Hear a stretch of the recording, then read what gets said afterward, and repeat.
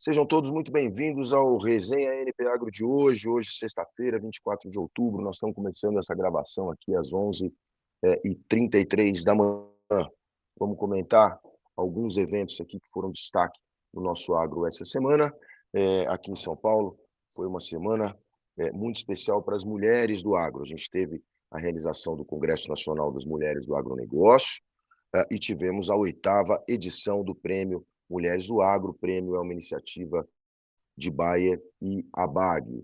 Foi um sucesso, lotou mulheres de todas as regiões do Brasil. Foi muito bacana o evento aqui em São Paulo. Não quero deixar de falar das vencedoras do prêmio. Então, nós tivemos na categoria Pequena Propriedade a gestora Lucivanda Fernandes, gestora de uma fazenda lá em Ubajara, no Ceará. Na categoria Média Propriedade, Nayara Casmin, de Varginha, Minas Gerais. E na categoria Grande Propriedade, Flávia Strenger, de Querência do Norte, do Paraná. Parabéns às três, parabéns a todas as mulheres que fazem do nosso agro um agro mais forte. Muito bom. Nem só de alegrias, nem só de notícias boas vive o nosso agro. Essa semana também foi uma semana de muita discussão em relação a fretes. Começou a fiscalização eletrônica do piso mínimo de frete.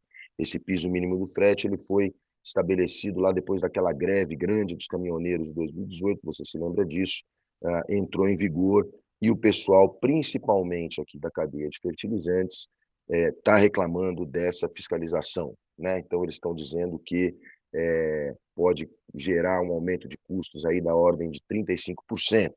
Vamos lembrar que o Brasil importa muito fertilizante, né? E uma das vantagens que se tem para transportar os fertilizantes dos portos para os polos produtores é o frete, chamado frete de retorno, né? Quer dizer, então o caminhão chega lá com grãos para exportação e depois ele traz os adubos para o interior. Então existe uma vantagem econômica nisso.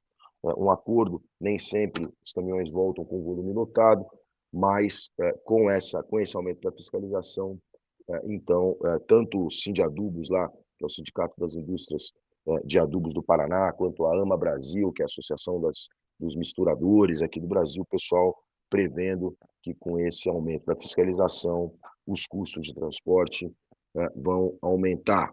As margens de lucro da atividade são pequenas, então o pessoal está preocupado e já acionando, inclusive, a Frente Parlamentar da Agropecuária em Brasília para tentar reverter esse aumento de fiscalização. Tá? Então, tivemos esse assunto movimentando também o setor essa semana.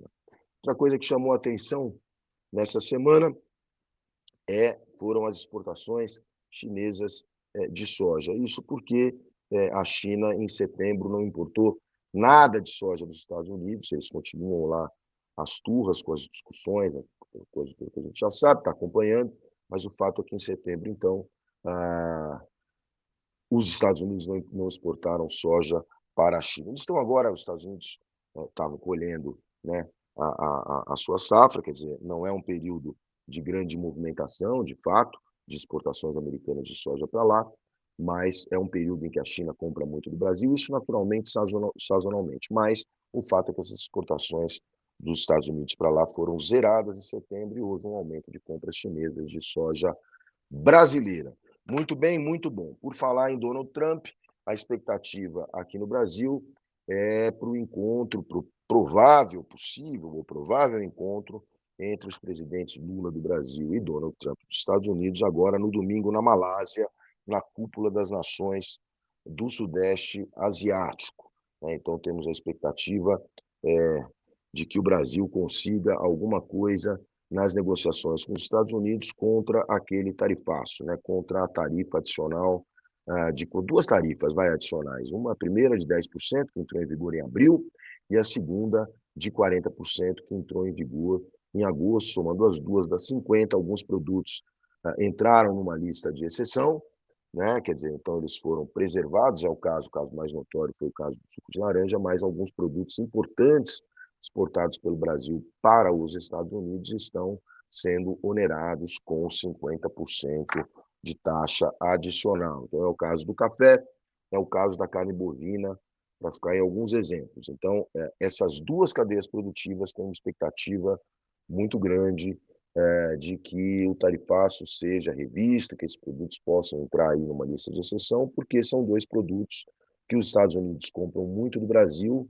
Café normalmente, né? Normalmente os Estados Unidos são grandes importadores de café brasileiro, e o tarifaço está gerando uma inflação do café lá nos Estados Unidos. Então é interesse do Brasil e é interesse dos Estados Unidos também, né? E carne bovina, os Estados Unidos normalmente são grandes exportadores, mas estão vivendo um período de redução da oferta de gado, estavam importando muita carne bovina do Brasil, a gente já teve um baque aí nesse comércio depois da entrada em vigor da tarifa de 40%, então existe uma expectativa de que a gente possa ter algum avanço também nesse sentido, tá? Então, isso é o que a gente tem aqui na área de soja. No mais, o nosso plantio de soja aqui no Brasil da safra 25-26 vai muito bem, obrigado. O clima colaborando tanto no sul quanto em Mato Grosso, os trabalhos estão acelerados, nós temos um dos mais rápidos inícios de plantio de soja da história, certo? Muito bom. Ainda na área de produção, vamos pular da soja para a cana. A gente teve essa semana também a conferência da Datagro. A Datagro é uma consultoria cujos números são muito esperados, esses números de açúcar e etanol, particularmente muito esperados pelo mercado.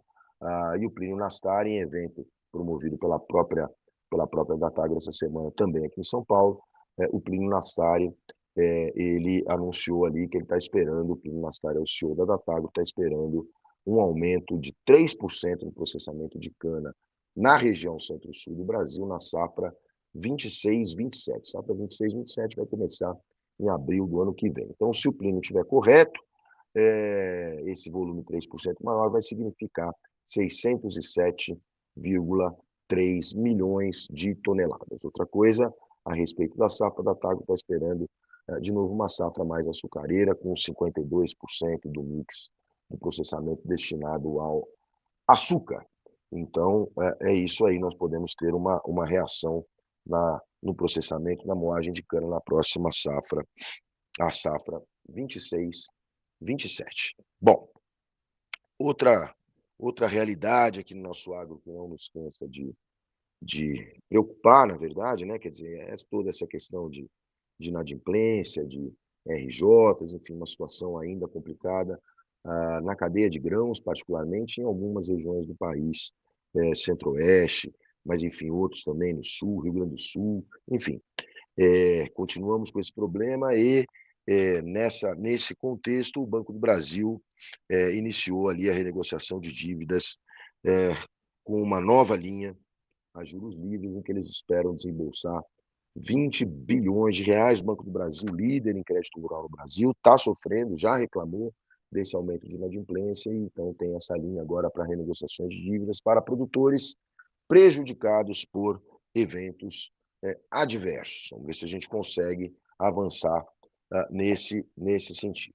Muito bem, passamos aqui para a crise, mas eu não quero terminar sem comentar também uma notícia positiva aqui na área de comércio exterior de carne de aves, que é a União Europeia. A União Europeia aceitou voltar a adotar com o Brasil um sistema de pré-listing, né, para exportação de carne de aves. E o que significa isso? Significa que o Brasil volta a ter autonomia para indicar e habilitar propriedades para estabelecimentos para exportação de carne de aves. Isso não fica mais sob a responsabilidade da União Europeia, volta aqui para o Brasil, como era, né, até 2018, em que o sistema de pré-listing foi suspenso. Então a gente volta a adotar esse sistema. A expectativa, então, é que a gente tenha um aumento agora do número de estabelecimentos habilitados para exportar carne de aves para a União Europeia. Hoje são mais ou menos 30 plantas habilitadas para exportar aquele mercado. A expectativa da Associação Brasileira de Proteína Animal é que esse número aumente gradualmente. Então, foi uma semana bastante movimentada. Vamos ver o que a gente vai ter desse encontro, desse provável encontro entre Lula e Trump no domingo. E eu, mais uma vez, agradeço muito a presença de vocês aqui com a gente no resenha do NP Agro. A resenha está à disposição no YouTube, está à disposição no nosso site, npagro.com.br, nas nossas mídias sociais, Instagram, LinkedIn, etc, etc. Muito obrigado pela atenção, um grande abraço.